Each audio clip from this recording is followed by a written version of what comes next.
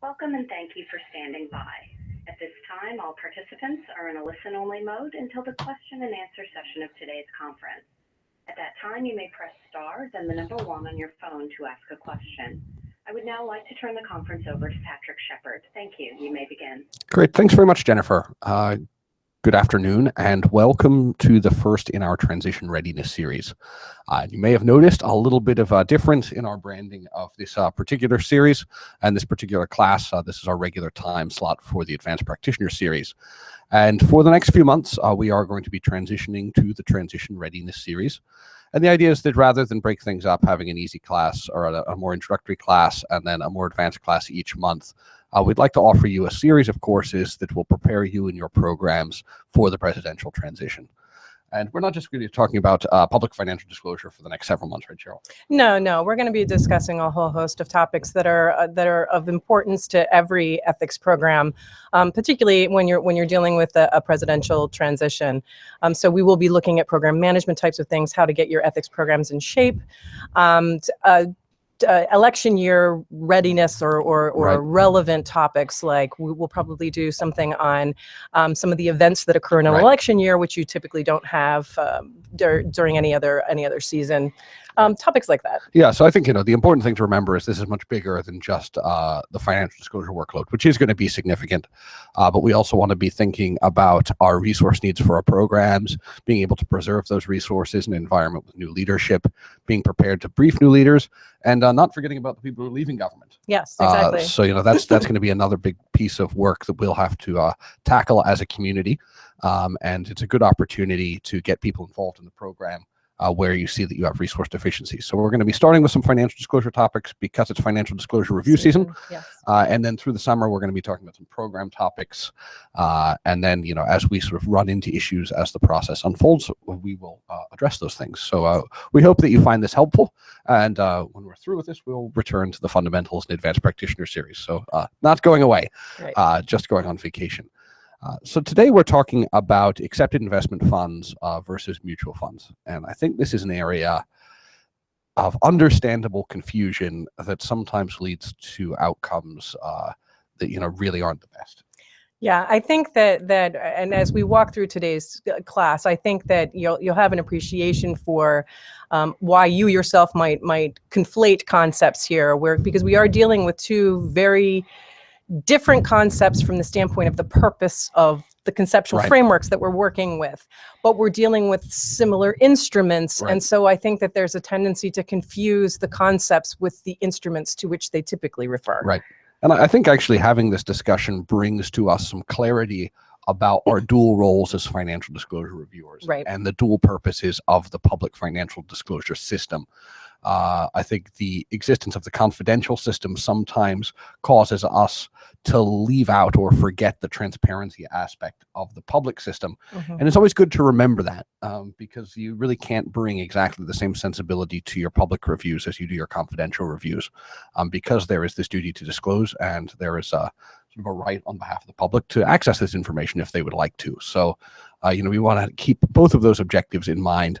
And I think by examining these two concepts in parallel, we can see how those things work together and sometimes how they grade against one another. Yes, exactly. Okay, well, shall we get into the slide deck? Because we want to Yes. make sure we talk about this stuff and then have some opportunity to practice. We're going to share with you some sort of research skills that you can use, not just for making these distinctions, but also will be helpful in all of your reviews of these reports. Mhm.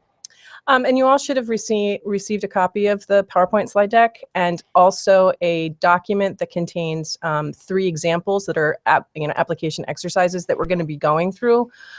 What Patrick and I want to do first, though, is we really want to do our best to try to clarify for you the distinctions between these two concepts. So, and give you some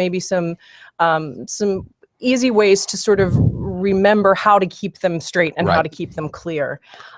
So we're gonna start with a little bit of a presentation and get you to be looking at the regulations where these concepts reside before we launch into the exercises and apply those concepts. So Patrick, if you want to get us started here. Sure. So I think one of the easiest ways to keep these two concepts separate is to understand their origins. And that by understanding the difference in where they come from, it's easier to keep straight what they are for. So here we have a chart, and what we're looking at here is basically a very, very abbreviated history of accepted investment funds and exemptions for mutual funds as we encounter them in the ethics program. And on the left, we have the accepted net investment fund. And believe it or not, this concept is actually almost word for word taken out of the Ethics in Government Act, Yes. Which created OGE and also created the financial disclosure system as we know it in 1978. So this is, in the wake of a number of scandals in parallel with the creation of the Inspector General's office. But the idea here was that the Act set forth the requirements for public financial disclosure. And when we get into the definition of accepted investment fund, I think we're going to see sort of flashbacks to the 1970s, because I think it's a reflection of sort of like the understanding of sort of different investment vehicles back in 1978. I think that's right. We were dealing with a less sophisticated universe of financial holdings, of financial assets. If you've been reviewing these forms for a while, you know that the complexity of these things seems to increase geometrically each year. So if the instrument looks a little blunt, it's because it maybe wasn't designed with a view towards today's sort of modern financial environment. But when we talk about the Ethics in Government Act, what we're talking about is literally the information that has to be provided on the form. And at the time when the Act was being debated, there was a lot of debate about exactly what needed to be and should not be included on the form. So the Congress is very, very specific in the Ethics in Government Act about what has to be included on the form. So when you guys have questions, well, why did they have to report this? That could never pose a conflict of interest. It's because people debated it for a very long time, and this is what they decided was the information that citizens need in order to make sure that their government officials are free of conflicts of interest, and also just to be aware.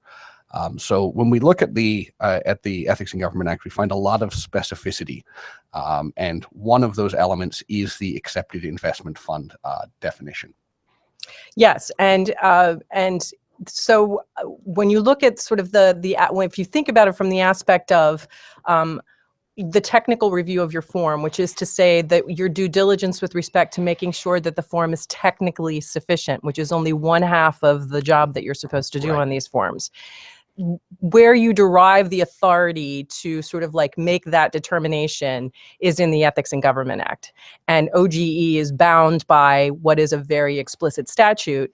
And if you look at our regulation where we implement the ethics in government, this provision of the ethics in government at 5 CFR 2634, and we're going to dive in there in a moment to look at the definition of accepted investment fund. It very much is lockstep with the statutory language that we are constrained by. Right. And what it is it's an exception to a reporting requirement. If something does not qualify as an accepted investment fund, its underlying holdings must be disclosed. So the default position is that everything must be disclosed. And this is an exception to the reporting requirement.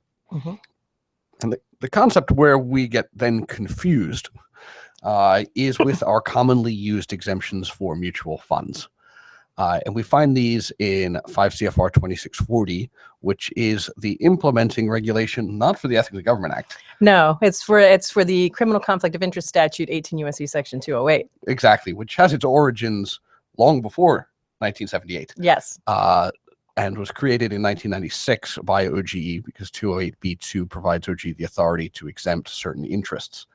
But it's not an exemption from reporting, it's an exemption from posing a conflict of interest under the criminal statute. So the purpose of these is to allow people to participate in government matters, notwithstanding that they have a financial interest through an exempted interest. So these are available to everyone, right? We don't just use these for public financial disclosure filers, right, or even just financial disclosure filers. These are available and apply automatically for all government employees because we are all equally covered by Section 208.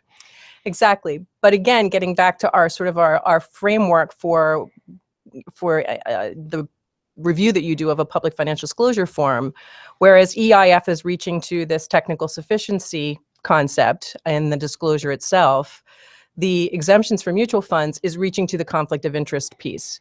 So if you can kind of think of it in those terms, that EIF is technical review, technical sufficiency reporting issue, whereas the exemptions for mutual funds reach to the conflict of interest analysis and are part of that conflict of interest analysis. Exactly. And this is another area where relying upon your regulations can be very helpful. If you want to keep this straight, relying upon your regulations is the easiest way to do that, because we find the definition of accepted investment fund in 2634, which is where we articulate the contents of the public financial disclosure reports. We find the exemptions for mutual funds in 2640, which is where we implement the criminal statute. So there's a reason that they don't live next to each other in the regs as well. Exactly. So shall we take a look at some of these definitions, Yes, Cheryl? absolutely. And I'd encourage all of you listening and watching at home, if you have a copy of your regs handy, it's good to go and take a look and maybe dog-ear the page of these two concepts, because there are things that it's sometimes a very technical determination whether something qualifies. And it's also good to sort of refer back to them so you don't run into confusion. Right. So for accepted investment fund, as we mentioned before, you got to look at the financial disclosure regulations in 5 CFR 2634. And for any of you who have, on occasion tried to find the accepted investment fund definition, it can be infuriatingly difficult to find because it doesn't seem to be in a spot where you would necessarily think it was intuitively obvious that it should be there. So we're just going to go ahead and give you the citation. And again, just makes you, as Patrick said, mark it, because this is notoriously difficult to find otherwise, which is at 2634.310C2. Yes. And it doesn't start with the big words accepted investment fund. It says for purposes of financial disclosure, which is very helpful. It's telling us what it's for. Filed under the provisions of this part, an accepted investment fund means a widely held investment fund, whether a mutual fund, regulated investment company, common trust fund maintained by a bank or similar financial institution, pension or deferred comp plan, or any other investment fund, helpfully. If the fund is publicly traded or available, or the assets of the fund are widely diversified, and the filer neither exercises control over nor has the ability to exercise control over the financial interests held by the fund. I have no idea why we took a 3-prong test and put it in like 4.5 paragraphs. Exactly. It's like finding the Easter egg or something. It's like find the 3-prong test in the following paragraphs. Yeah, but we have reduced this to a 3-prong test. A 3-prong test.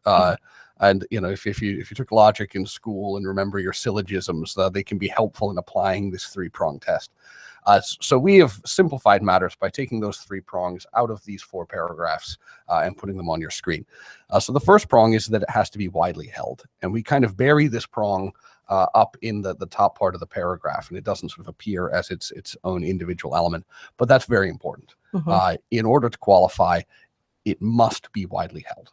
So Patrick, the big $64,000 question is, what constitutes widely held? So widely held, as I understand, OGE spent a lot of time thinking about this. We had a lot of internal debate, and we decided 100 was a good number for widely held. And I think we picked that number because it seemed sufficiently large and is easy to remember. Yes. So 100. And then we always have the question that comes up, what does it mean to be held by 100? Is that 100 companies, 100 people, 100 vehicles, 100 fund managers? What do we mean by 100? And if you could believe it, we spend a lot of time thinking about what it means to be someone who holds a fund as well. And what is that, Cheryl? What does it mean to, how do we figure out if there are 100 investors? Well, I think we have to look not only at like an individual human being who is themselves, for their own purposes, purchasing a share of a particular mutual fund, because they aren't the only people who have the opportunity to purchase shares of mutual funds, correct? So Patrick, what would be a circumstance where you might have a collective of people having shares in a mutual fund? Yeah, so this is where it gets tricky, where you have commercially available mutual funds that are marketed towards, say, pension funds. Pension funds are private companies. If we were to call the fund manager at the mutual fund and say, how many investors? I'd say, we have a dozen institutional investors. So a dozen, well, that's less than 100, so it's not going to be in that EIF. But that's not what we do. What we do is we count individuals Mhm. that are interested in the fund. Mhm. So if I'm a sort of pension fund manager, but my company has 400 employees that are invested through the pension in the mutual fund, we count each of those employees. So what we say here at OGE is we count noses. Mhm. So if an institutional organization or company is the sort of top level owner, and then that interest is distributed down amongst a number of employees or members or whatever you have within that group, we count each of those individuals. So this would be typically, for example, would be like a company that offers a 401k plan. And in the 401k plan, employees can choose from among a number of different mutual funds, for example. Right. So we would look at how many people within that, we would include the number of people who were invested in that mutual fund through their 401k Right. as being individual people who hold the mutual fund. Exactly. Or if you have a mutual fund that's held by another mutual fund, we would look also at all of the holders of that second mutual fund as well. So we count noses. We're looking for the number of people interested in that fund to determine if we get to 100, which is our widely held number. Okay. And for the vast majority of commercially available investment vehicles that you look at, it's going to be trivially easy to deduce that they are widely held. Right. And we'll look at some of those in the exercise. This is also going to be an important prong when we look at some of those less convenient financial vehicles. Right. So that's, believe it or not, the most straightforward of our three prongs. Indeed. This second one is where our sort of our logic skills are challenged. So the second test is a disjunction. Yes. So the fund either has to be publicly traded or available, first term in our disjunction, or widely diversified. It needn't be both of these things. If it's one of them or the other one, then it satisfies this prong. And I think that this is a source of confusion for folks because I think they think it has to be kind of both, that it has to, even if it's publicly traded, it has to be widely diversified, and that is not the case. Right. So in many cases, with a lot of the types of instruments that you're going to find, you're going to quickly be able to dispense with prong number 2 because they're going to be publicly traded. Right. And determining that something is publicly traded is usually very easy. If you can find it on Google Finance, it has a ticker symbol, it indicates that it's traded on an exchange, well, you're done. You've satisfied this. You don't have to go to the widely diversified prong. You don't have to look at the underlying holdings to determine if it qualifies as an EIF. You can just tick this prong off because you know that it's publicly traded. Right. We have added this concept of availability as well. So publicly traded means it's traded on an exchange. Publicly available opens that up a little bit.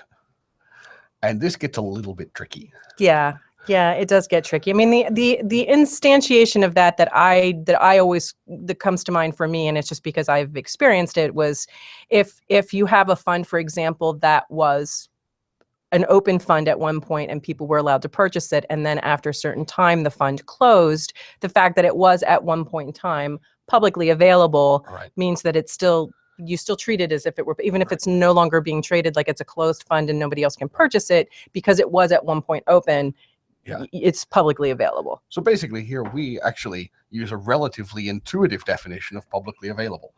So we say if the fund was available publicly to investors at the time of its foundation or presently, then it was publicly available. And we allow for only one kind of restriction to infringe upon the availability while still classing it as publicly available. And that is income requirements. So if there's a minimum investment requirement for a fund when it's opening up. So say Cheryl and I were opening a fund, an investment vehicle, and we had a call out to investors. So we're looking for 200 investors, and we're going to need each of you to pony up $1 million. That's the buy-in for the fund. If we were literally open to anyone who could bring $1 million, that fund would still be publicly available. Right.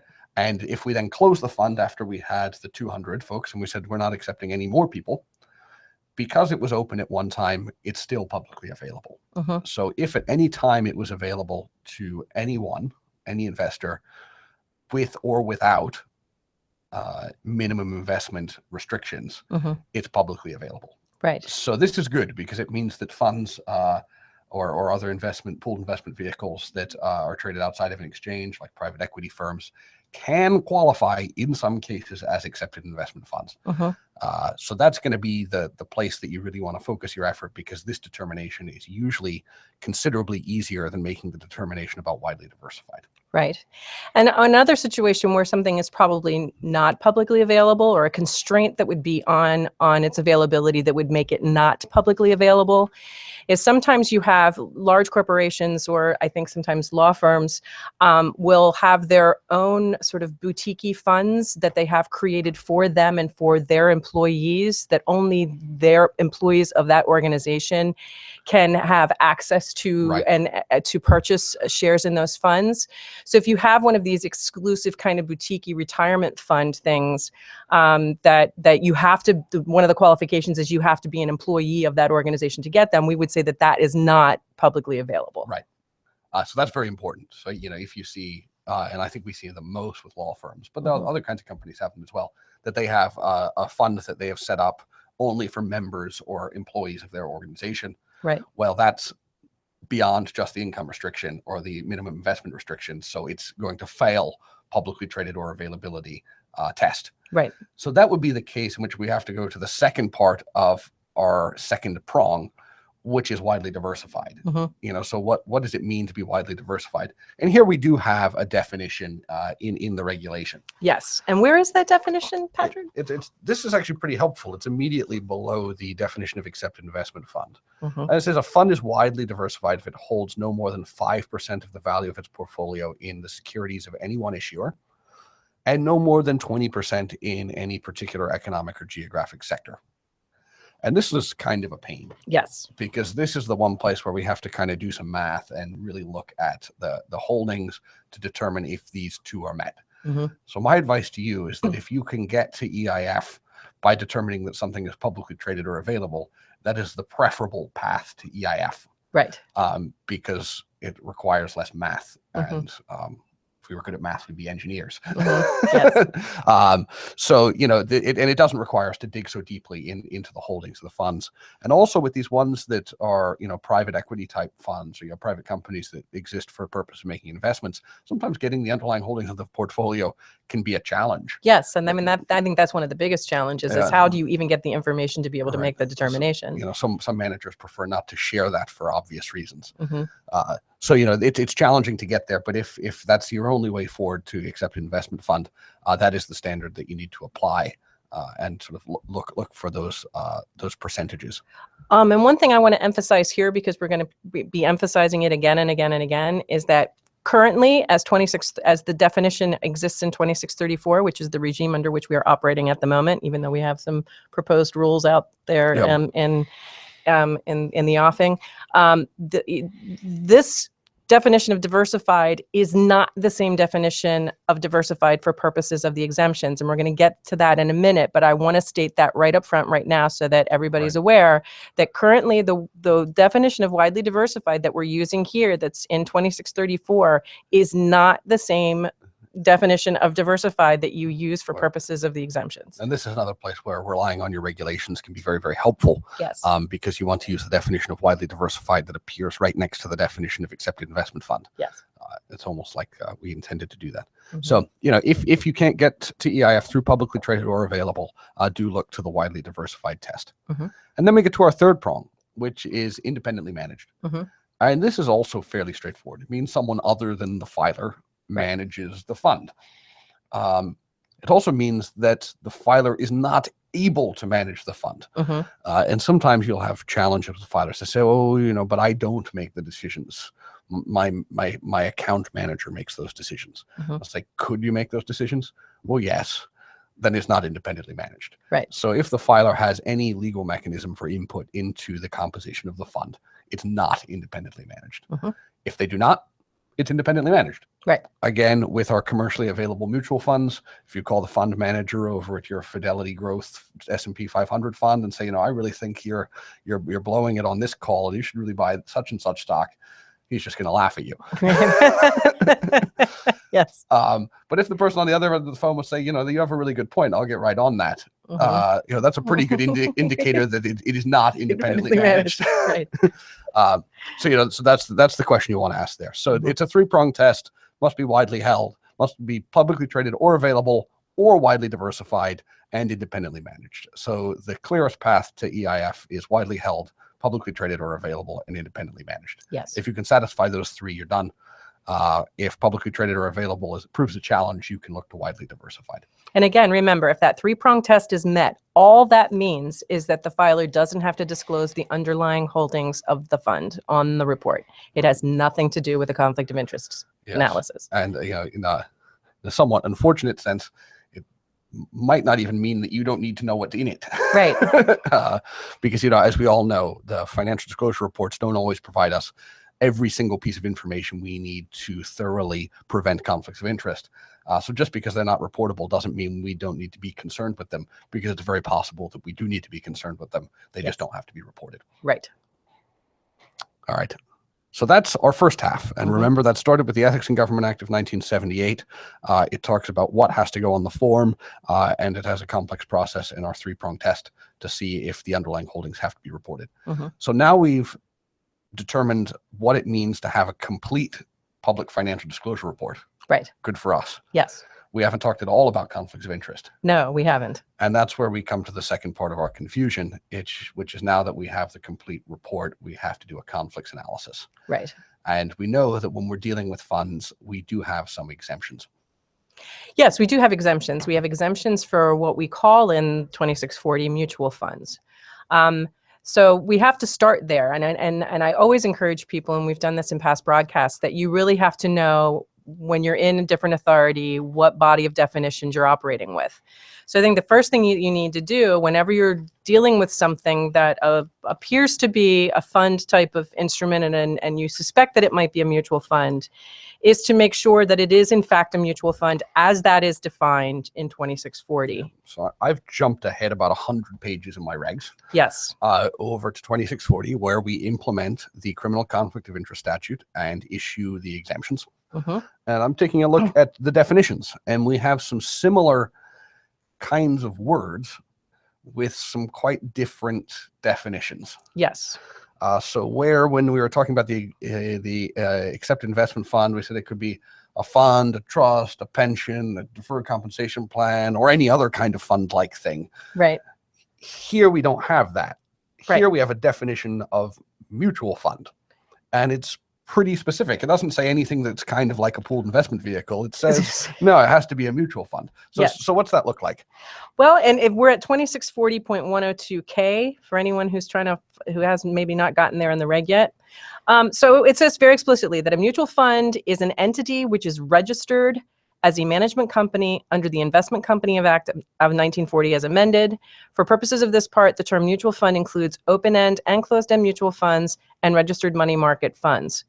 So we have a definition of mutual fund that rests upon how it's registered. Right. So sometime before 1996, someone realized that the SEC regulates these things and said, let's use some of their definitions. Right. So when we're talking about a mutual fund, we mean an SEC mutual fund, a thing that the Securities and Exchange Commission will allow to be called a mutual fund. Yes. Which means it's registered under the Investment Company Act of 1940. And there are other investment company acts of other years that are registration vehicles for other types of instruments. Right. Mutual funds, as the SEC allows management companies to use that term, have to be registered under the Investment Company Act of 1940. Yep, that's exactly right. And then we have two kinds of mutual funds that are important to us for our exemptions, right? So this has nothing to do with reporting. Right. Remember, we could get to EIF with a non-diversified fund. If it's widely held, publicly traded, and independently managed, it can concentrate all at once. Right. Still don't have to disclose the underlying holdings, which is great, because otherwise we'd have to break out every single sector mutual fund, which would be a pain. Yes.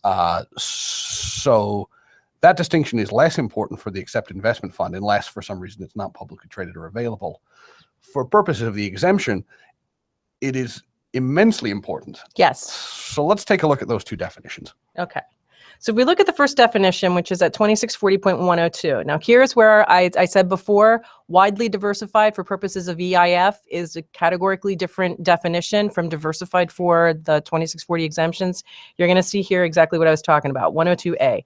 Diversified means that the fund, trust, or plan does not have a stated policy of concentrating its investments in any industry, business, single country other than the United States, or bonds of a single state within the United States. And in the case of an employee benefit plan, means the plan's trustee has a written policy of varying plan investments. So this is very different. This is reaching to a stated policy. Does the fund have a stated policy of concentrating its investments in any industry, business, single country other than the United States, or the bonds of a single state? It doesn't say anything about percentages or looking at the holdings. That's my favorite part of this definition is I don't have to do any math. Yes. So we're just looking at the stated policy. We look at the prospectus, and if it says it focuses investments in a certain area, not diversified. Right. If it says we seek growth, or we seek value, or we seek to make the numbers bigger, and it's not talking about focusing in one sector, it's diversified. Right. That's as far as we have to go. We don't have to go do any math. We don't have to look at the holdings today or tomorrow or the next day or over the last bunch of weeks. It's diversified if it doesn't have a policy of specializing. Right. Exactly. Yeah, that's great. And we have a great question here, actually. Alice asks, do you have any advice on how to determine whether a fund is registered under the Investment Company Act of 1940? Is there a database somewhere? The answer is sort of. Yes. The easiest way for most of these is if you can go to the fund site and pull the prospectus, which is usually a big PDF document, do a Control F for 1940.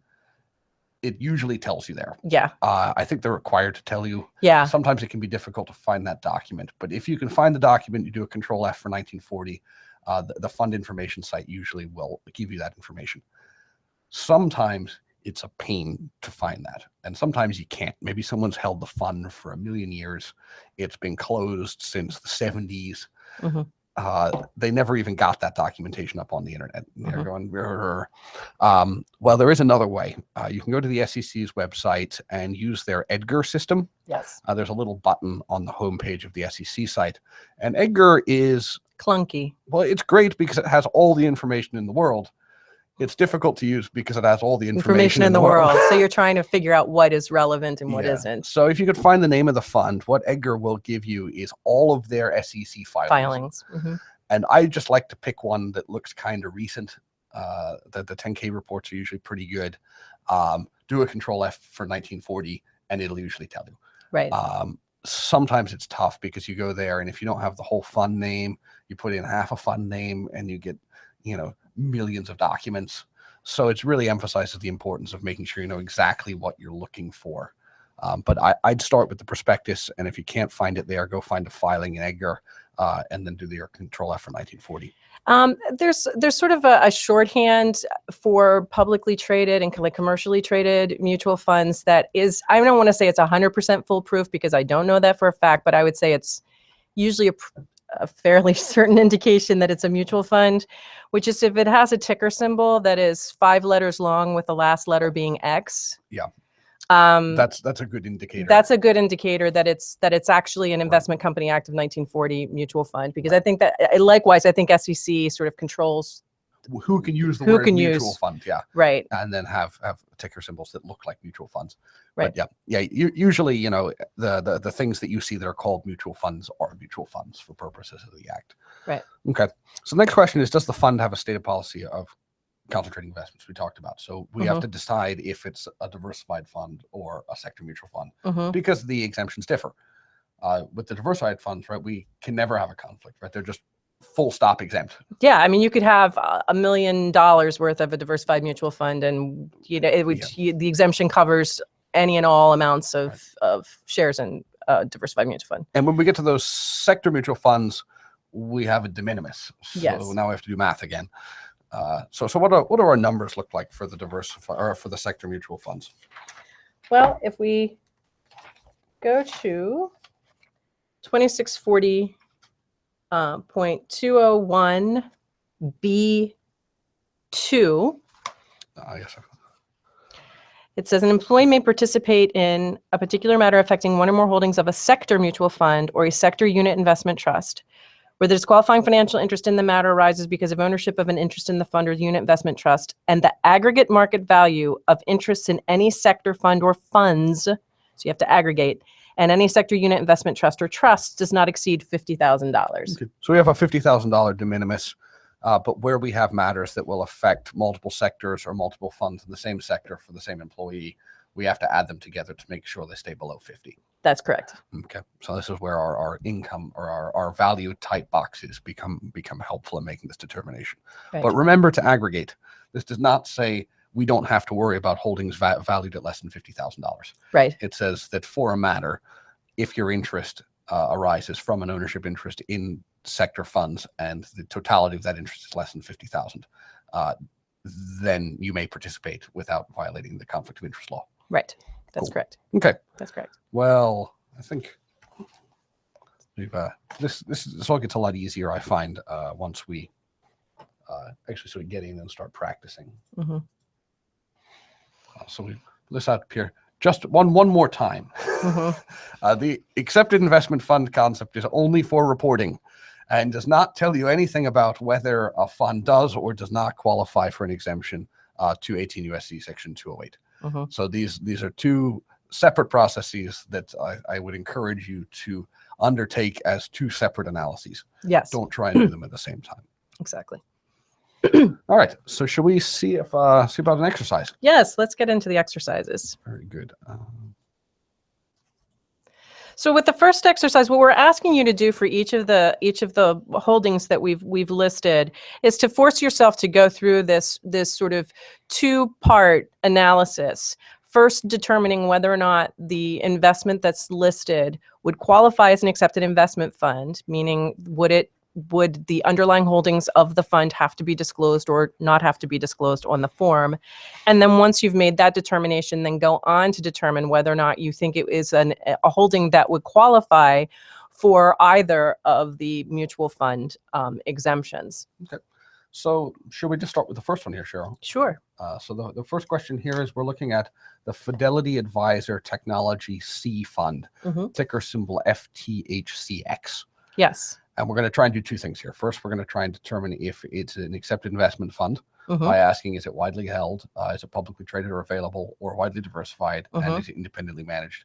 And then we're going to try and determine what, if any, exemptions might be available to us. That's correct. And we're going to do that for each of the holdings on your form. So this would be a good idea if you have this available, to keep it open in another window, or if you have it printed out, all the better, because we're just going to go through the process. And we want to show you how we do the research. Yes. So we're going to go away from the handout right now and sort of show you how we would tackle this.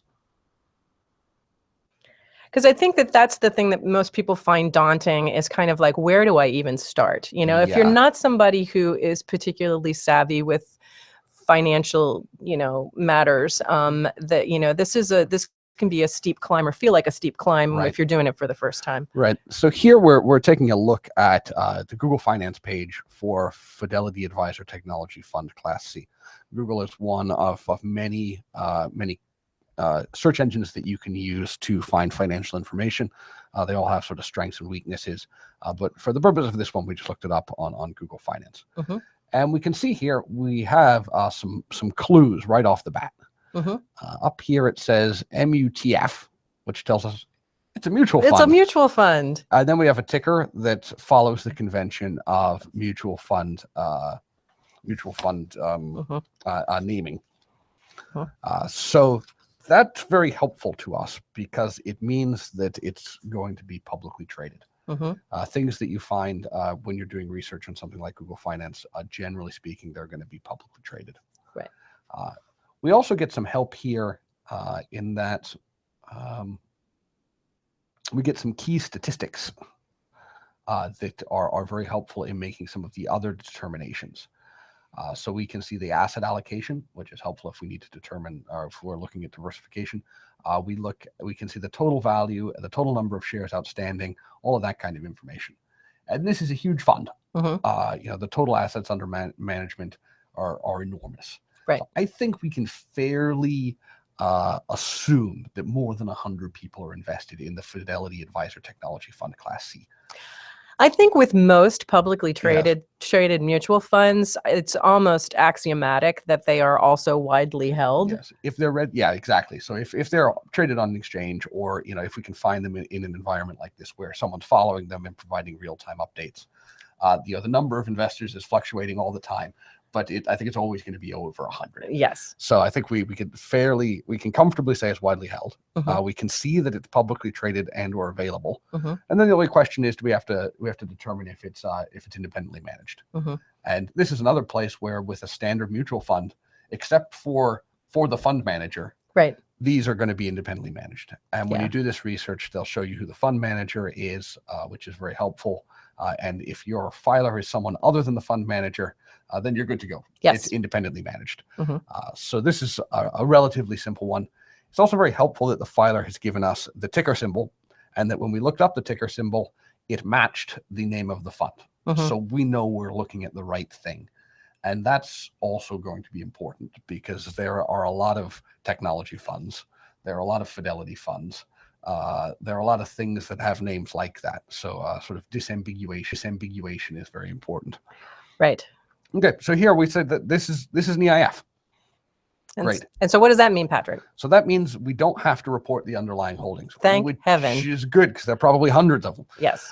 So the next question we have to ask ourselves is this does this qualify for any of our exemptions? Right. So once we've settled the reporting question, we can look at the conflicts question. Mhm.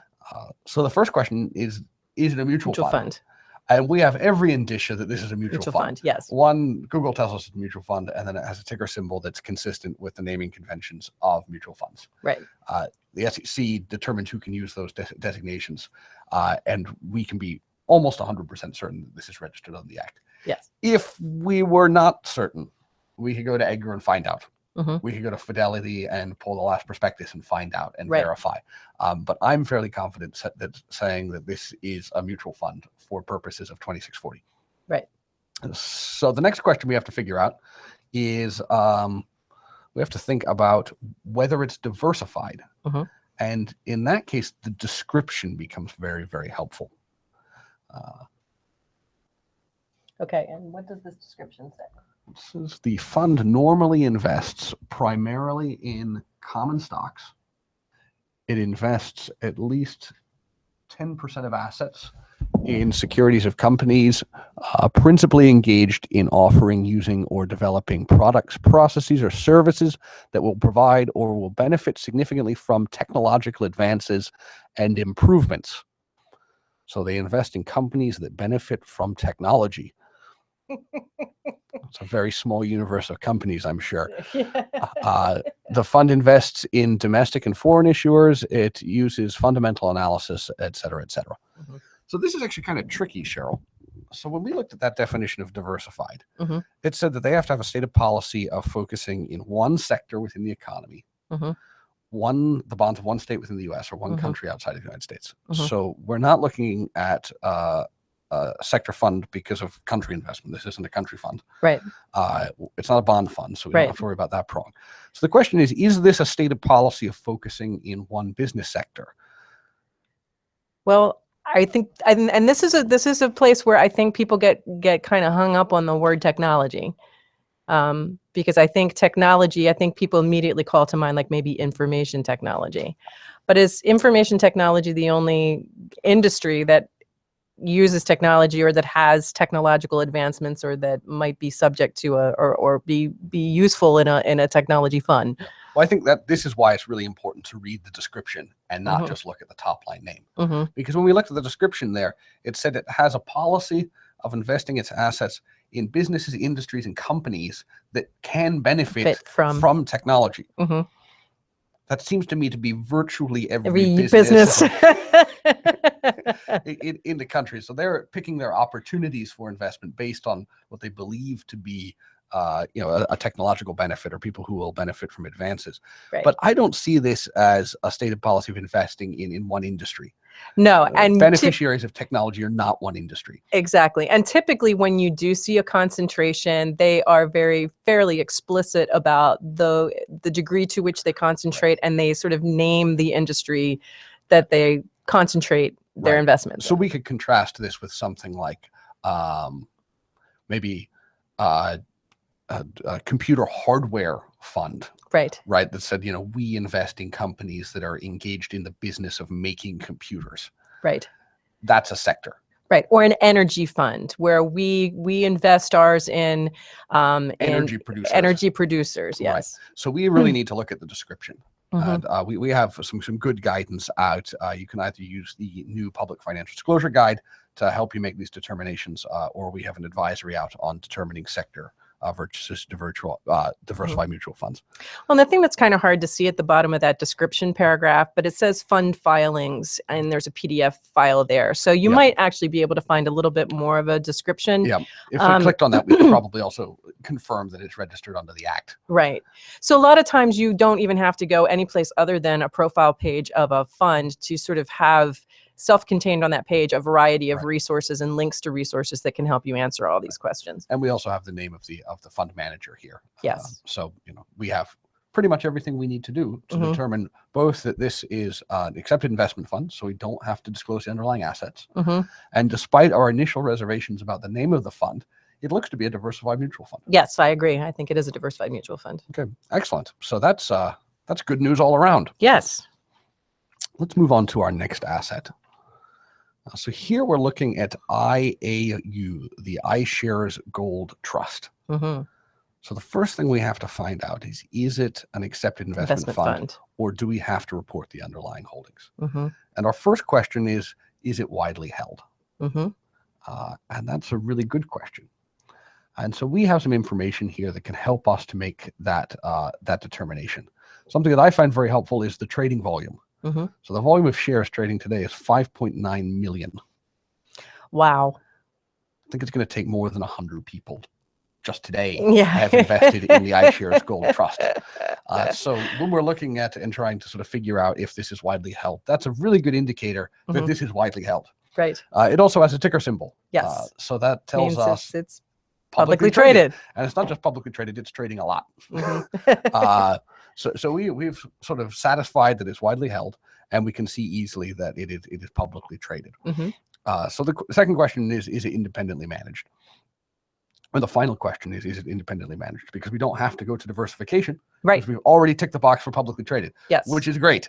That's the beautiful thing about the publicly traded piece. So we could scroll down and find the name of the fund manager. And as long as that person isn't our filer, it's independently managed. But again, with these commercially available investment vehicles, unless your filer is by profession a fund manager, they're going to be independently managed. Yes. And if they are a fund manager, you probably have bigger problems than just whether or not that's an EIF. Right. So we think it's an EIF. Yes, we definitely think it's an EIF. We definitely think it's an EIF, which is great news because we don't have to report the underlying holdings, which I think would be gold. Yes, gold. Exactly. So this one might not actually be that hard, even if they had to. Right. But our next question is tricky. So we have to find out if it's a diversified mutual fund or a sector mutual fund to qualify for conflict. For a mutual fund exemption. And we would only need this if this was potentially a conflict for our employee. Right. So this isn't a per se necessary exercise to go through. But if this fund could, for some reason, cause a conflict for our filer, we would need to verify if there's any regulatory relief here. That's correct. So the first question we have to ask is kind of, well, is it eligible for either of those exemptions? So before you even get to the question of is it diversified or is it a sector, you have to first establish that it's a mutual fund. Right. And I'm a little worried. You are? Why? Yes, because our ticker symbol does not follow the convention of mutual funds. No, it doesn't. And it also doesn't call itself a mutual fund. No, it doesn't. It calls itself a trust. Yes. So this is going to be a little frustrating. And what we would do here is we would go into the fund, we would look up the prospectus, or we could go to Edgar and see if we could find it. And what we're going to find is that these commodity funds are not registered under the Investment Company Act of 1940. No. They're registered on the Commodity Fund Act. Actually, a commodity fund, I think, actually is registered under an Investment Company Act, but it's just not the Investment Company Act of 1940, or it's under a different act. And then commodities futures are registered under the Commodities Futures Act. So Peter has a great question. So this is going backwards just for a second, but I think this is an excellent learning point that we should cover.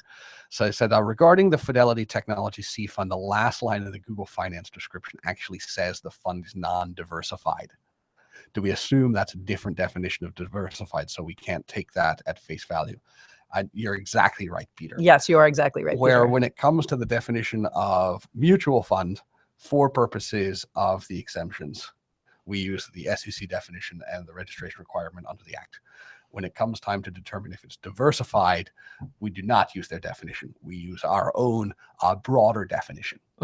So yes, when you see that in the description that says it's non-diversified or it is diversified, that's basically useless to us. Yes, ignore it. You can just ignore it. You have to rely on the definition that we provide in 2640 when it comes to diversification. So you look at the stated policy. You can look at our guidance if it's a close call, and then you make the determination under that. But that's a great question. Thank you for that. So back to our troublesome iShares Gold Trust. Yeah, so we've determined it's an EIF, but we've also now determined it's not a mutual fund. No, it's not a mutual fund. So we don't even have to go anywhere. There's no exemption. Right. So there's no exemption. Right. So our employee would be prohibited from participating in any matter that would affect the interest of the fund. That's correct. Or trust.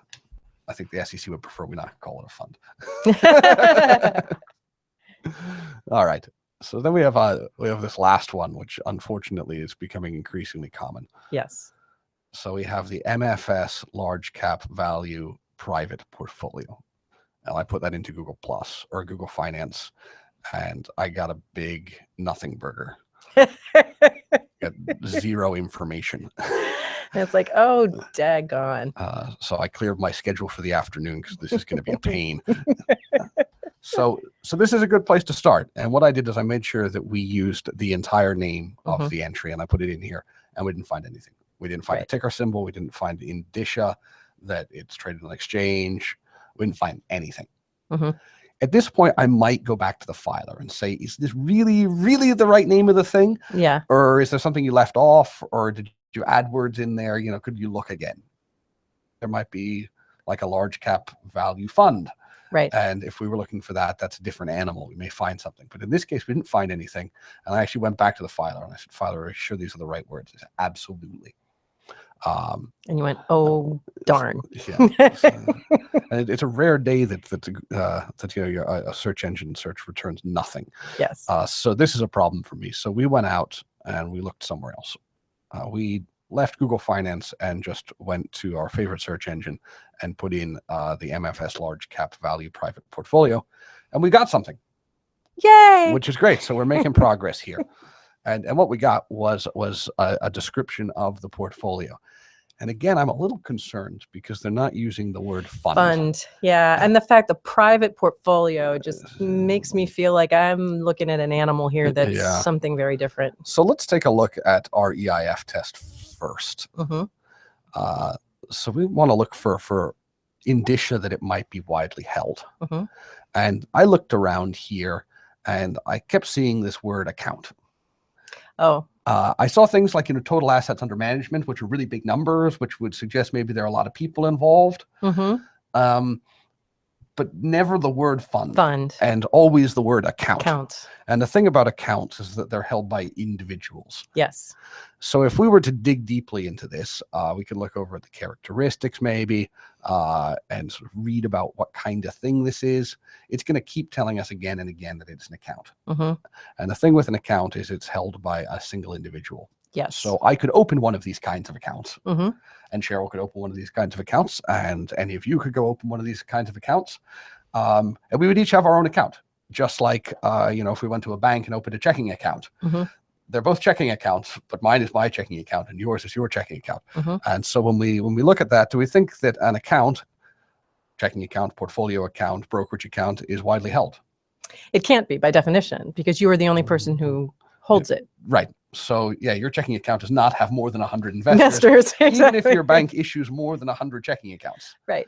And even if they have a portfolio of holdings that they similarly invest people in. So Right. your account looks like other people's accounts up to a certain point because there's a certain, maybe just a Yep. baseline portfolio of holdings that they provide to everybody who has an account. Exactly. Because it's like a strategy that they're It's pursuing. a strategy. Right. And in some sense, it's not even any different than if you and I have checking accounts at the same bank and we get the same interest rate. Right.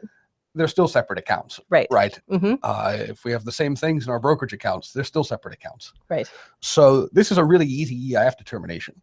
It's not widely held. Right. Widely held is a necessary step to check in order not to have to report the underlying holdings. Yes. So it's not widely held. And just for laughs, let's do the rest of these. Yes. Is your checking account publicly traded, Cheryl? And I hope not. There's not much in it, but still, what's No. in it's mine. No, there's no market for these things. Accounts aren't publicly traded. So we're going to fail on that test too. So this is a portfolio account. It's an investment account. Mm-hmm. It's an account is not publicly traded. Mine is mine. Yours is yours. Mm-hmm. It's also not available. No. It might be widely diversified, but it's not going to matter. Mm-hmm. And then is it independently managed? If it's my account, I would assume I have able to exercise some control over what's in it. Right? And this is where you'll get some pushbacks. Your filer say that guy just does whatever he wants. I trust him implicitly to manage my money, and I like to not think about it, which is why I pay him the fees. Right. But the fact is that if you called, that guy will take your call, and if you make suggestions, they will be heeded. Right. So you have the ability, even if you don't use it, to affect the strategy of the thing. So it's also not going to be independently managed in the same way that your checking account is not independently managed. Right. So we have something that is definitely not an EIF. And the thing that I wanted to sort of like give you all a heads up about too is if you were to put the full name of this portfolio into a search engine and come up, one of the things that I found when I did this the other day was in addition to it, giving you this link to go to, it also gave you links to other things that were titled managed accounts. Mm-hmm. And that's really kind of what this falls into, a broad category of things called managed accounts. And on their surface, they can kind of look something like a fund because and they're marketed a bit like funds. Marketed a little bit like funds, but a managed account is an individual account for the person who's making investments. And it just does not, it's not a fund. It's not a fund. So that's going to, I think, maybe segue us nicely into our exemption question, which is, does this thing qualify for an exemption? And the first question we have to find out is it a mutual fund? Well, it's not called a fund. It doesn't have a ticker symbol like a fund. It doesn't have investors like a fund. And we could go to Edgar and find out that, in fact, your brokerage account is not registered with the SEC. Right. Because just you have it.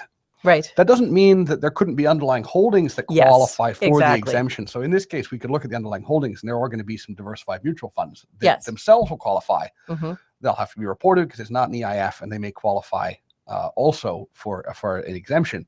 But the account, the portfolio itself, is not a mutual fund. Right. So therefore, it cannot qualify for relief under either the de minimis for diversified nor the blanket exemption for mutual funds. Right. So when we're looking at just to sort of recap, the MFS large cap value private portfolio is an individual account that someone has that has holdings in it. It doesn't qualify as an EIF because it's not a fund. So you have the filer would have to disclose everything that's in that portfolio, and then you would have to like each of the underlying holdings might very well be subject to some of the exemptions, either securities exemptions or the mutual fund exemptions. But the account itself, that portfolio named thing, would not be eligible in and of itself for an exemption. Excellent. Well, I think that's a very helpful exercise because we've looked at sort of some of the common trip ups that you'll run into. Right. And I think these serve as sort of good examples of areas where you want to be careful. When you see that word portfolio, when you keep running into the word account, that's a good place to be concerned. And that's where I think just getting a little more familiar with nomenclature and understanding like that these things do have distinct meanings and they can give you a sensibility about what it is that you're looking at. It's the more that you have exposure to it, the more comfortable with this you're going to become. And we have just a couple of minutes left, so questions. We timed that pretty well. So if you have any questions on the Hangout, please feel free to type those in the lower right-hand corner of your screen. And Jennifer, if we could open the phone line up for any questions. Thank you. We will now begin the question and answer session. If you would like to ask a question, please press *1, unmute your phone, and record your name clearly. Your name is required to introduce your question. If you need to withdraw your question, please press *2. Again, to ask a question, press *1. It will take a few moments for these questions to come through. Please stand by. Great. Okay. Thanks, Jennifer. I think this this set of concepts that we've covered today, really are some of the foundational ones that we need to do good public financial disclosure reviews. It's true. So, if you're not comfortable with these ideas, spend some time practicing. And if you have a colleague who can help you through your first few 278 reviews, rely upon them and practice applying these concepts. And in the beginning, while you're getting familiar, going through this process step by step, like we've done today, is really, really helpful. And you'll find quickly that, as you become more fluent with the vehicles, that the process gets much shorter and a lot quicker. But the thing that we caution you against is getting too quick and beginning to conflate these ideas again. Yes. So I think this is a problem that it's a challenge for new reviewers, but it equally becomes a challenge for experienced reviewers, because we fall into this trap of conflating similar concepts and sort of compressing our analysis to the point that it's no longer effective or accurate. It's true. So it's both a good reminder and also a good place to start.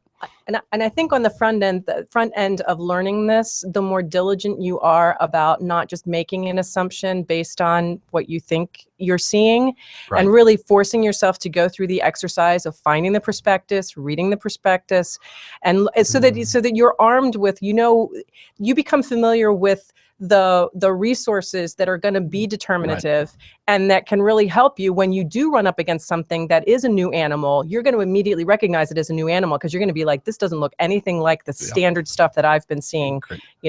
Excellent. And we have a question from Alex over the Hangout. He says, when we determine that a fund qualifies as an EIF, how do we then find that by virtue of its investments, it should be reviewed for conflicts?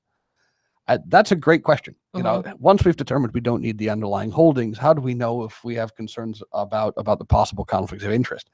And this is where the concept gets a little bit frustrating. So I think you might be getting at the case where you have a fund or pooled investment vehicle that doesn't need to be broken out for reporting purposes, that then doesn't qualify in its entirety for one of the exemptions. And that's one of these unfortunate situations where we may then have to get the underlying holdings anyway, in order to conduct a conflict of interest review. They don't have to be reported on the form. They would not be releasable to someone who requested the form. But as the ethics official, we may need to know those in order to ensure that employee is without conflicts of interest. And that's sometimes a frustrating place to be. And sometimes it's just not manageable for conflicts purposes. You don't know what's in it. You don't have control over what the fund might invest in tomorrow. The fund manager is not able to keep someone out of certain sectors that might pose possible conflicts of interest. So increasingly, we've seen, especially with the case of those managed accounts, sometimes people have been required to divest the entire account. Because managing the conflicts within the account wasn't possible. But you can run into the same thing with something that qualifies as an EIF. So you're right to point that out as a potential pain point, and then a place where due diligence is necessary. So thanks. Yeah, I mean, and I think that in the case of what most people see, a lot of the funds that you're going to see that qualify as EIFs are also probably going to actually be funds that will qualify for one. And then, so then you would, with respect to like a sector fund, it would be whether or not the person would have a conflict with the sector in which the fund is invested. Where you do get problematic is where you have these things that don't technically qualify as mutual funds, but could potentially have conflicting holdings, but they do qualify as EIFs. It looks like Alex has a follow-up question. So how do we get this information? Do we rely on the employee to self-disclose? How do you manage that? Well, in the case of the forms that come here, we request this information, We are unable to certify the report. So the certification standard for 278s and for all financial disclosure forms is that it's complete, and that the employee is free of conflicts. So this is a good thing to remember with any of your reviews, looking at any entry, is when you look at the entry, you have to be able to say affirmatively that this will not pose a conflict of interest, or it may, and we've remedied it. Right. If you can't say one of those two things, you need more information. Right. So if you look at it and say, I can't determine whether or not this might pose a conflict of interest, well, then you need the information necessary to determine that either it won't or that it may, and that you've taken steps to remedy it. So this is just like if you see someone report an employment interest that you're not sure about, or, you know, there are lots of places where we need more information to make the conflicts determination. Yeah, the only thing the EIF designation does is basically does not require the employee to report it on the form. Right. So the underlying holdings are therefore not publicly available information as would be if they were disclosed on the form. But that doesn't mean that you don't have a right and an obligation to request that information in order to do the other piece, which is the conflict analysis. And yeah, the separateness of the conflict analysis is important to remember, right? Because the conflict of interest statutes apply to all employees, regardless of their filing status. The report is one tool in our arsenal to help manage conflicts, but it's not the only one. Right. So in order to issue complete guidance, you know, we might have to go back to the filer and ask a lot of questions. Yeah. And the response to those questions probably don't have to go on the report, but they're essential for our review and our ability to certify. Well, I mean, we ask all kinds of questions about spousal interests all the time, and the spouse isn't even the employee, you know? Right. So, I mean, but under law, we have to get that information in order to ensure and to certify that the person is in compliance with applicable law and regulations. Yep. So yeah. Excellent. That's an excellent question. Great question. Do we have any questions on the phone? We do. The first question is from Constance. Your line is open. Excellent. Hey, Constance, welcome. Hi, thanks. Great training, by the way. I just wanted to clarify the aggregation of the sector funds, you know, that can't exceed 50,000. Let's say, I just want to clarify that, let's say an individual had 5 IT sector funds and only 3 had the disqualifying asset, for example. Let's just use Apple, for example. If 3 of the 5 IT sector funds own Apple, you would aggregate just those 3, correct? Not all 5, just because they happen to all be IT sector funds. Yep. Well, so I'll just repeat the question for the benefit of the folks on the Hangout. So the question is, if you have multiple sector funds, say we had 5 sector funds that focused in IT, let's say IT hardware for purposes of this example, you know, how do we decide in which cases which funds need to be aggregated? And, you know, the answer is we start with the particular matter. Right. So if there's going to be a contract or an investigation or a rulemaking or whatever it is, we look at the particular matter and what entities would be affected by that. Right. So if the underlying holdings of the fund would be affected, or the fund itself would be affected, we have to aggregate those. Right. In the case of a specific party matter, in your case, I think that one thing that you want to be cautious of is that, you know, say, for example, Apple was the company that was maybe that had the contract, say, that the matter could affect competitors or non-parties to that. So you'd want to think about the total impact of the particular matter, right? It could affect people beyond just the party to the contract, and then aggregate any such funds that would be affected by the particular matter. But I think your general instinct is correct. We look at the particular matter, we see where the effect would happen, and any funds that would be affected get aggregated. Funds that wouldn't be affected don't get aggregated. Right. And the Constance, the only thing I would also sort of caution you about is, you know, these portfolios aren't stagnant. I mean, they aren't static. They vary. And so I think if you have somebody who is likely to have conflicts with certain IT interests, particularly if it's an IT interest that is, you know, a big player and would typically be part of an IT, you know, sector portfolio, you know, I wouldn't rely just on looking at the holdings on a given day to decide whether or not that particular fund was disqualifying. No, and I'm not insinuating that. I wanted to know, like, in terms of like reading and interpreting that was correct, and that you did not, in fact, have to aggregate all IT sector funds just because it's an IT sector fund. It has to hold an asset that's creating the conflict, basically, or appearance of a conflict.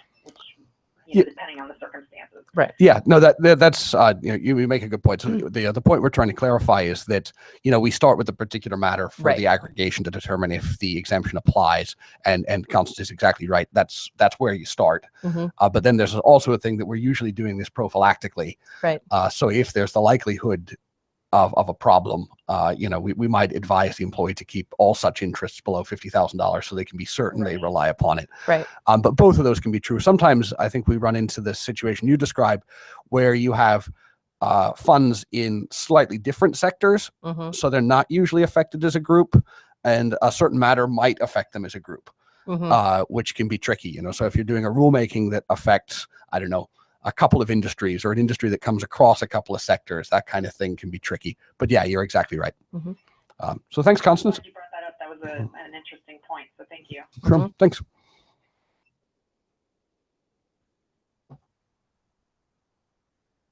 Oh, and we just had a question to clarify the de minimis exemption.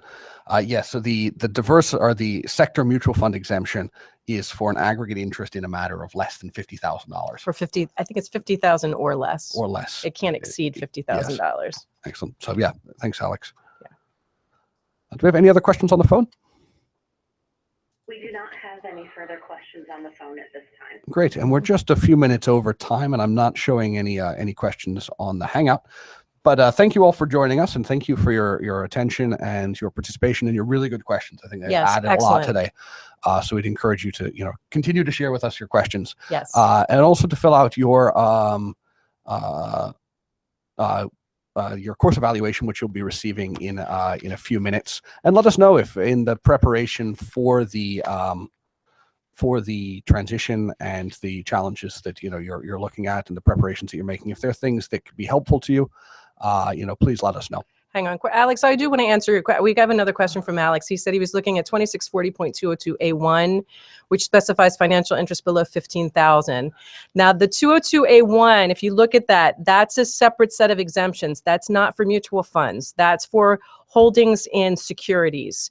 And by that would be like stock holdings or corporate bond holdings. So that's a different set of exemptions from the exemptions we're referring to. The exemption I'm talking about, Alex, is at 2640.201B2. So it's 201B2, and that's for a sector mutual fund. And that's where it says that it cannot exceed $50,000. So I hope that's clarifying it for you. Oh, excellent. So maybe that's maybe we could spend some more time in the preparation for financial disclosure season and the transition, looking at some more of these exemptions. And maybe I agree. some of the exemptions that we don't use that frequently, because I tend to forget they exist. Yes. So if you have suggestions or ideas, please share those with us, because really this is for your benefit, and we want to make sure that we're getting you the knowledge and skills that you need to effectively manage through the next year or so. So thank you all, and we look forward to seeing you next time. Okay. Thanks very much. That concludes